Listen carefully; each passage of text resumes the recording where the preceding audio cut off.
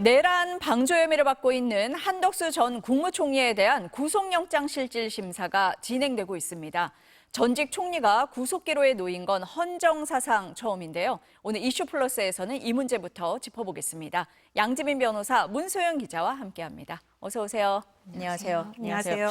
문 기자, 지금도 영장 심사가 진행 중인 거죠? 네, 그렇습니다. 오늘 오후 1시 반부터 서울중앙지법에서 실시가 됐는데요. 한 전 총리는 법원에 도착한 뒤에 아무 말 없이 들어갔습니다. 특검팀은 오늘 영장 심사를 위해 362쪽 분량의 의견서를 이미 제출을 했고 160쪽의 PPT를 준비를 했다고 합니다. 영장 심사가 끝나면 한 전 총리는 서울구치소에서 결과를 기다리게 되는데요. 구속 여부는 이르면 오늘 밤에 나올 걸로 보입니다. 만약에 한 전 총리가 구속이 된다면 윤 전 대통령에 이어서 이상민 전 장관까지 같은 구치소에 수감이 됩니다. 그러면 오늘 영장 심사에서 쟁점이 될 내용 한번 짚어볼까요? 네, 지난 24일에 특검이 한 전 총리에 대해서 구속영장을 청구를 했는데요. 내란 우두머리 방조와 허위 공문서 작성 등 6개의 혐의를 적용을 했습니다.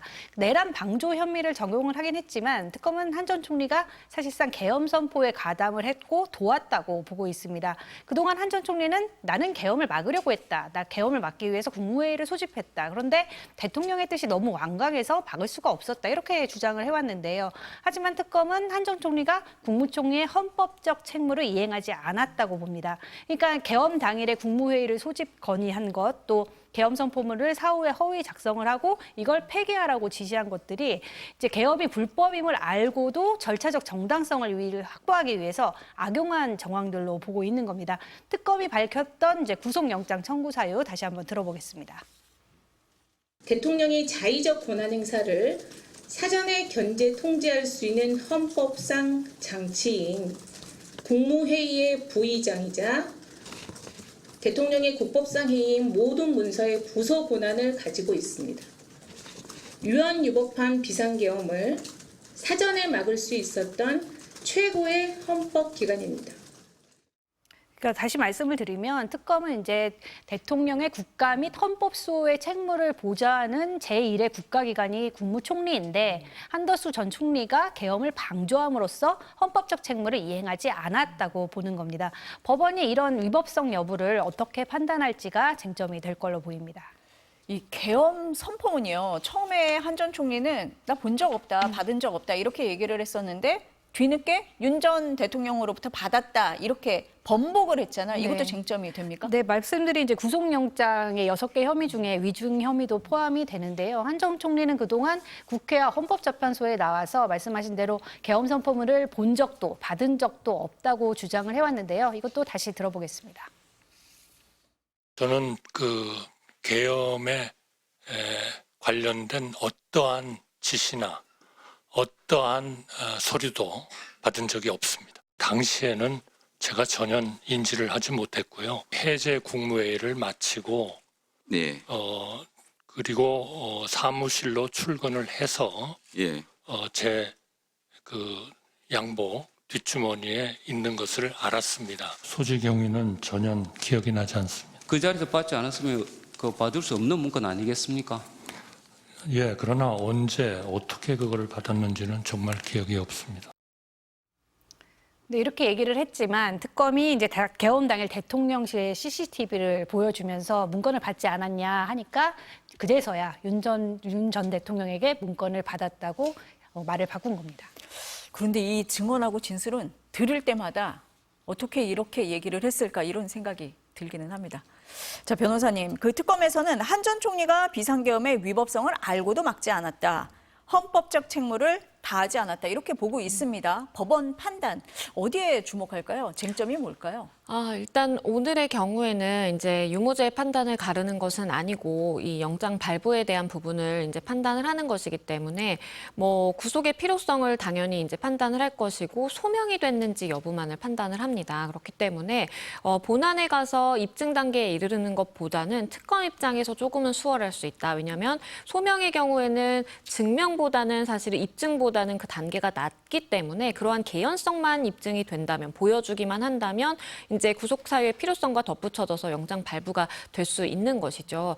일단 법원에서 주요하게 볼 지점은 이 특검의 입장 발표에서도 나왔지만 총리가 가지는 헌법상의 책무를 어떻게 이행을 했느냐. 본인이 처음에는 이 비상계엄에 반대하는 고의 내지는 내심의 의사를 가지고 있었다고 하더라도 입장을 중간에 선회해서 그 어느 순간부터는 이것에 대한 방조 내지는 동의해서 어떠한 실행행위로 나아가는 절차가 있었느냐. 그러한 부분을 판단을 한 것이고요. 특히나 본인 그러니까 한덕수 전 총리가 나는 이것에 반대하고 대통령을 말리려고 했지만 여의치 않았다라는 취지의 진술을 여러 차례 한 바 있습니다. 그렇기 때문에 총리가 가지는 권한으로서 실질적으로 그러한 비상계엄을 막아설 수 있는 그러한 실질적 권한이 있었는지 그리고 이러한 비상 상황에서 어떠한 제지의 권한이 있다고 볼 수 있는지 이런 부분도 판단을 하게 될 것인데요. 우리가 과거 이제 판례라든지 여러 가지 대통령이나 그러니까 중요한 직무를 맡고 있는 사람에 대한 직무 관련성이나 아니면 그런 권한을 판단함에 있어서는 이런 비상 상황에서 헌법상의 이제 대통령 2인자라고 볼 수 있는 총리가 가지는 권한은 굉장히 넓게 인정될 가능성이 있습니다. 그렇기 때문에 이것에 대해서 막아설 수 있는 권한이 있었다라고 보게 될 여지가 있고요. 그 정도라면 소명에는 충분히 이르른다라고 법원은 볼 여지가 있습니다. 이 혐의를 적용을 할 때 이상민 전 행안부 장관 같은 경우는 내란 중요임무 종사 혐의잖아요. 근데 한덕수 전 총리 같은 경우는 내란 우두머리 방조 혐의거든요. 범죄의 중대성에 있어서 차이가 있습니까? 중대성에 있어서 결과적으로는 큰 차이는 없을 것으로는 보이는데 다만 법리적으로 좀 설명하는 그 경로가 다르다라고 보시면 됩니다.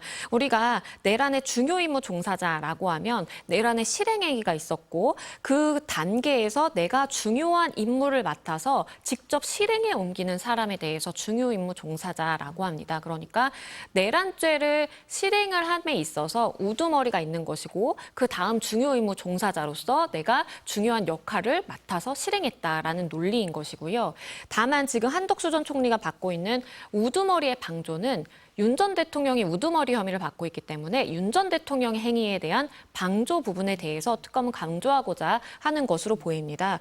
우리가 방조라는 것은 내가 적극적으로 실행행위를 하고 있지는 않지만 그럼에도 불구하고 이걸 막지 않는다라든지 그냥 수수방관하는 그러한 행위가 일반적으로 방조행위다라고 평가가 됩니다. 그렇기 때문에 특검 입장에서는 한 전 총리가 본인은 뭐 이것에 반대했고 나는 이것을 최소한의 행위만 한 것이다라고 적극적으로 본인의 행위를 부인하고 있는 상황이기 때문에 사실은 어떻게 보자면 조금은 예비적으로 그렇다 하더라도 방조는 빠져나갈 수 없다라는 차원에서 우두머리의 방조 혐의로 강조한 것으로 보이고요. 다만 이 경로가 다를 뿐이지 실제 법원에 가서 유무죄를 판단함에 있어서는 내란죄 형량 자체가 워낙 강한 높게 책정이 되어 있기 때문에 실질적으로 이거를 방조라는 부분을 감안해서 양형을 하든 아니면 주요 임무 종사자로 해서 양형을 하든 그 결과적으로는 좀 비슷할 수 있습니다. 법리 적용의 차이일 뿐이다 이런 말씀이신 거네요. 영장 발부를 할 때 보면은 증거인멸 우려 이 부분을 많이 얘기를 하잖아요. 그럼 계엄 선포문에 대해서 진술을 바꾼 부분 어떻습니까? 그 부분은 한 전 총리에게 굉장히 불리한 부분이죠. 왜냐하면 본인이 그냥 뭐 인터뷰라든지 이런 것도 아니고 탄핵에 대한 판단을 하는 헌재 재판소에 증인으로 출석을 해서도 당시에는 기억이 나지 않는다. 양복 뒷주머니에서 뒤늦게 발견했다라는 이야기를 했지만 지금 이것이 위증이라는 것을 결국 본인이 자백할 수밖에 없었던 것도 객관적인 물증인 CCTV가 나왔기 때문입니다. 그렇기 때문에 법원 입장에서는 아무래도 한 전 총리가 굉장히 좀 법적으로 만약에 지식이 풍부하고 이것을 잘 전략적으로 세운다라면 제가 그때 기억에 착오가 있었는데 영상을 내가 확인을 하니 그게 맞는 것 같다라면서 본인이 일부 자백하는 그런 입장을 취했을 텐데 그럼에도 불구하고 이러한 진술을 법원에서 평가할 때에는 사실은 본인이 그때 당시 상황을 뭔가 부인하고 본인이 빠져나가기 위해서 위증을 한 것이다. 결국에는 본인의 진술을 거짓으로 했다라는 측면이 인정될 여지가 있기 때문에 그렇다면 받고 있는 혐의가 지금 6가지 정도 있는 상황에서 다른 혐의들에 대해서도 추후에 진술 번복이라든지 아니면 증거가 명확하지 않은 부분에 대해서는 인멸의 나아갈 그런 가능성이 있겠구나라고 판단할 수 있는 여지가 있겠고요. 그런 차원에서 지금 계엄 선포문을 사후에 삭제했다라든지 그리고 위증 부분 본인이 자백하긴 했지만 결국에는 거짓 진술을 했다가 입장을 번복한 부분이라든지 이런 부분은 본인에게 있어서 굉장히 불리한 영장 발부의 가능성을 높이는 요소 중에 하나입니다. 지금 변호사님 말씀을 들어보면은 한 전 총리에 대해서 구속영장이 발부될 가능성이 높다 이렇게 말씀을 하시는데 그럼 이제 구속이 되면 다른 국무위원들 수사에도 속도가 좀 붙는 거 아닙니까? 네, 그렇습니다. 사실 이미 시작이 됐다라고 볼 수 있을 것 같습니다. 내란 특검이 지난 25일에 이제 법무부와 대검찰청에 대한 강제 수사에 착수를 했는데요. 한덕수 전 국무총리 다음은 그래서 일단 박성재 전 법무부 장관 그리고 심우정 전 검찰총장이 될 거다 이렇게 전망이 나오고 있습니다. 그리고 내란 방조 혐의로 이제 한 전 총리에 대한 구속영장이 발부될 경우에 이제 비슷한 상황에 있었던 최상목 전 경제부총리 등 다른 국무위원들에 대한 수사도 빨라질 걸로 보입니다. 지금 문 기자가 박성재 전 장관 얘기를 했잖아요. 혐의가 어떤 겁니까? 네, 지난 25일에 이제 내란 특검이 법무부 장관실과 서울구치소 그리고 박 전 장관 자택 등을 압수수색을 했는데 당시 압수수색 영장에 적힌 박 전 장관의 혐의는 내란 중요 임무 종사였습니다. 계엄 당일 박 전 장관 행적을 보면요. 어떤 임무에 종사를 했던 건지 좀 가늠을 해볼 수가 있는데요. 계엄 선포 당일에 이제 윤석열 전 대통령이 국무위원 6명을 선별을 해서 먼저 불러드렸잖아요. 박 전 장관은 이들 중 한 명이었고요. 그리고 2분짜리 이제 국무회의가 끝난 뒤에 박 전 장관은 경기도 과천에 있는 법무부 청사로 갑니다. 그리고 밤 11시 반에 회의를 소집을 했는데 박 전 장관과 검찰국 과장 그리고 출입국 본부 실국장 등 10여 명이 모였고요. 이 회의에서 박 전 장관이 계엄사령부 합동수사본부에 검사 파견을 검토하라는 지시를 내렸다. 참석자 일부가 내란 특검에 이렇게 진술을 했습니다. 그리고 박 전 장관은 계엄 당일인 12월 3일 밤 11시 1분과 13분 그리고 다음 날인 12월 4일 0시 25분쯤에 심우정 전 총장과 3차례 통화를 했습니다. 그러니까 여기서 회의에 참석한 검찰국 과장뿐만 아니라 심 전 총장에게도 검사 파견을 지시한 것으로 보이는 대목입니다. 근데 이거 말고도 박 전 장관이 출입국 본부라든지 교정본부라든지 이런 곳에도 계엄 임무를 전달했다 이런 의혹도 있잖아요. 네, 말씀드린 그 회의가 열리기 전에 네. 이제 출입국 본부장과 교정본부장과 각각 통화를 한 사실도 확인이 됐는데요. 특검팀은 이제 박 전 장관과 통화를 마친 교정본부장이 서울구치소장에게 전화를 걸어서 구치소 내 수용 현황 등을 확인한 사실을 파악을 했습니다. 그래서 서울구치소 압수수색이 진행이 됐던 거고요. 또 출입국 금지와 관련해서는 이제 박 전 장관이 법무부 청사 회의에서 출입국 본부에 출국 금지 팀을 대기시키라 이렇게 지시를 했다는 의혹이 있습니다. 그러니까 실제 계엄 당일 밤에 출국 금지와 출입국 관련 대테러 업무를 맡는 출입국 규제팀이라는 게 있는데 이 팀이 법무부 청사로 출근을 했던 것으로 드러났습니다. 이렇게 박 전 장관이 지시했던 검사 파견, 출국 금지, 수용 공간 확인은 이제 비상계엄 포고령과 일맥상통하는 부분이 있는데요. 아시다시피 포고령은 이제 일체 정치 활동과 집회 행위를 금지하고 위반 시에는 영장 없이 체포 구금 압수수색이 가능하다고 돼 있었습니다. 포고령대로라면 주요 정치인들은 이제 필연적으로 체포가 되고 이들을 수용할 공간이 필요한 상황이었습니다. 그리고 또 전 정보사령관이었던 노상원 씨 수첩에 검찰 등 별도 파견받아 운영하고 또 구치소의 분산 운용 이런 문구들이 적혀 있었는데요. 특검은 이 문구들이 계엄 당일 박 전 장관이 내렸던 지시와 겹치는 점도 주목한 것으로 전해졌습니다. 변호사님 그런데 박성재 전 장관은 모든 혐의를 부인하고 있습니다. 그런데 특검은 내란 중요 임무 종사 혐의를 적용을 하고 있어요. 법적인 면에서 보면 어떻습니까? 일단 박 전 장관에게 이렇게 유리하다라고 보기는 좀 어려운 것 같습니다. 왜냐하면 이상민 전 장관의 경우에도 단전 단수가 실제로 일어나진 않았습니다. 그럼에도 불구하고 이와 관련해서 각 주무부처와 이제 통화를 한 것은 알려지고 있죠. 그러니까 소방안전청이라든지 관련해서 통화를 한 사실은 알려졌고 이 부분이 어쨌든 실행행위로 나아갔다고 이 수사기관은 판단을 하기 때문에 중요임무 종사 혐의를 적용했고 실제 영장도 발부가 된 상황이잖아요. 그렇기 때문에 박성재 전 장관의 입장에서도 일단은 분리할 수 있는 부분은 윤 전 대통령이 비상계엄을 선포하고 가장 먼저 불러들인 국무위원 중에 하나입니다. 그리고 비상계엄 선포 이후에 실제 본인이 맡고 있는 이 법무부 이 간부 회의를 10명 정도 소집을 해서 이런 부분의 논의가 시작이 됐고, 그리고 그것에 따라서 각 주무부처, 그러니까 본인이 맡고 있는 이 기관장에게 연락을 취해서 일단은 대기하라라는 지시를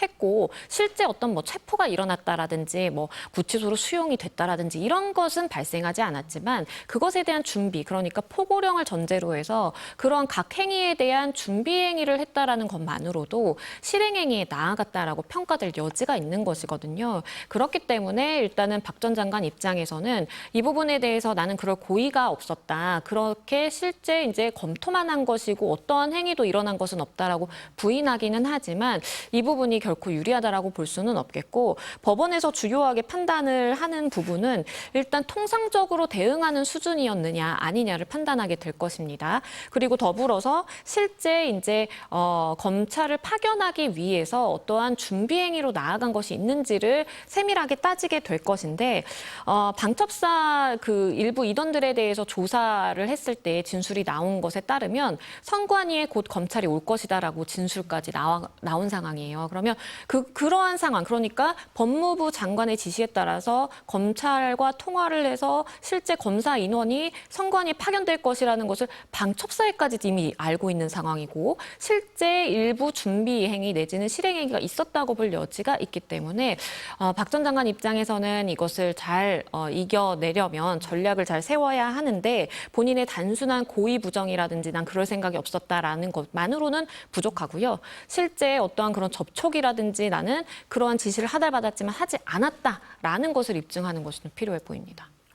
특검이 그 박성재 전 법무부 장관 압수수색하던 날 심우정 전 검찰총장에 대해서도 압수수색했거든요. 혐의가 뭐였습니까? 네, 그 특검이 이제 검찰총장실과 심우전 전 검찰총장의 휴대전화를 압수수색을 했는데, 앞서 말씀드린 대로 이제 박 전 장관과 심우전 전 총장이 계엄 당일 3차례 통화를 했는데, 특검은 이 통화가 검사 파견 논의였을 가능성에 주목을 하고 있습니다. 그리고 또 다른 혐의가 지난 1월에 이제 법원이 윤 전 대통령의 구속 취소를 결정한 이후 심우전 전 총장이 즉시 항고를 하지 않았던 배경도 들여다보고 있는데요. 당시 이제 지기현 재판장은 구속 기간을 날짜 대신 시간으로 따지는 이제 초유의 계산법을 내세워서 구속 취소를 결정을 했습니다. 법원 행정처장과 검찰 특수본에서 즉시 항고가 필요하다라는 의견을 냈지만, 심우정 당시 총장은 끝내 즉시 항고를 하지 않았고 윤 전 대통령은 결국 석방이 됐는데요. 이 과정을 수사해야 한다는 이제 고발장이 공수처에 접수가 됐었고, 사건을 이어받은 내란 특검이 강제 수사를 하게 된 겁니다. 변호사님, 그러면 이제 심우정 검찰총장이 그때 즉시 항고를 안 해서 윤 전 대통령이 풀려난 거잖아요. 여기에 직권남용 혐의를 적용할 수 있느냐, 어떻습니까? 그런데 이 부분은 예. 조금 관련 판례들을 토대로 판단해 봤을 때 재량행위로 인정될 가능성도 좀 있습니다. 왜냐하면 과거 판례를 보면 이 조국 전 장관의 직권남용 사건이 2023년에 판단을 받은 바 있었는데, 이때에도 장관으로서의 감찰 착수를 뭐 중단시킨다라든지 이런 행위는 공무원의 권한을 굉장히 좀 넓게 봐야 된다라는 판례의 입장이 있었습니다. 법원의 입장이 있었는데요. 법령의 목적에 명확하게 반하는 행위일 때만 이것이 재량권의 남용에 해당하고 직권남용까지 이어질 수 있다라는 판단이 있었고요. 실제 비슷하게 이 간첩 조작 사건에 대해서 검찰이 항소 포기를 한 것이 직권남용이다라고 해서 고발이 들어갔던 적이 있었는데, 이 부분에 대해서도 본인의 사적 이해라든지 아니면 어떠한 부당한 목적을 가지고 행한 행위일 경우에만 재량권 남용, 직권 남용으로 볼 수 있다라는 법원의 판단이 있었습니다. 그렇기 때문에 이런 경우는 본인이 어쨌든 법적 검토를 했을 때 즉시 항고를 했을 때 실익이 없다라고 판단을 해서 하지 않았다라는 부분을 피력을 하고 있는 상황이고, 그렇다면 직권 남용에 있어서의 직권을 남용하는 행위 자체가 법원에서 굉장히 엄격하게 판단을 하기 때문에 이것은 재량권으로 인정될 가능성도 좀 있다라고 보입니다. 짧게 얘기를 좀 들어야 될 것 같은데, 특검이 지금 권성동 의원을 조사하고 있죠? 네, 이제 특검은 권 의원이 이제 통일교 측으로부터 억대 불법 정치자금을 받은 혐의를 의심을 하고 있고요. 압수수색 이후 한 달 만에 이제 조사가 이루어진 건데요. 출석에 앞서서 권 의원은 통일교 관계자로부터 어떤 금품도 받은 적이 없다면서 결백을 주장을 했습니다. 들어보겠습니다.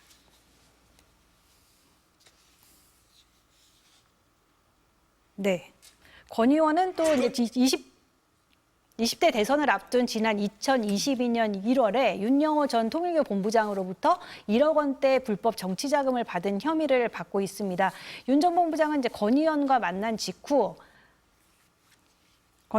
직후 약수하나마 당시 대선 후보였던 윤석열 전 대통령을 위해서 써달라는 메시지를 보냈고요. 다이어리에는 이제 큰 거 한 장 서포트라는 메모를 남겼습니다. 같은 해 2월과 3월에는 통일교 교주 한학자 총재를 만나서 금품이 든 쇼핑백을 받아간 의혹도 있습니다. 네, 지금 특검에서 수사가 진행 중이니까요. 이 내용은 저희가 속보 나오는 대로 전해드리도록 하겠습니다. 오늘 두 분 말씀은 여기까지 듣겠습니다. 감사합니다.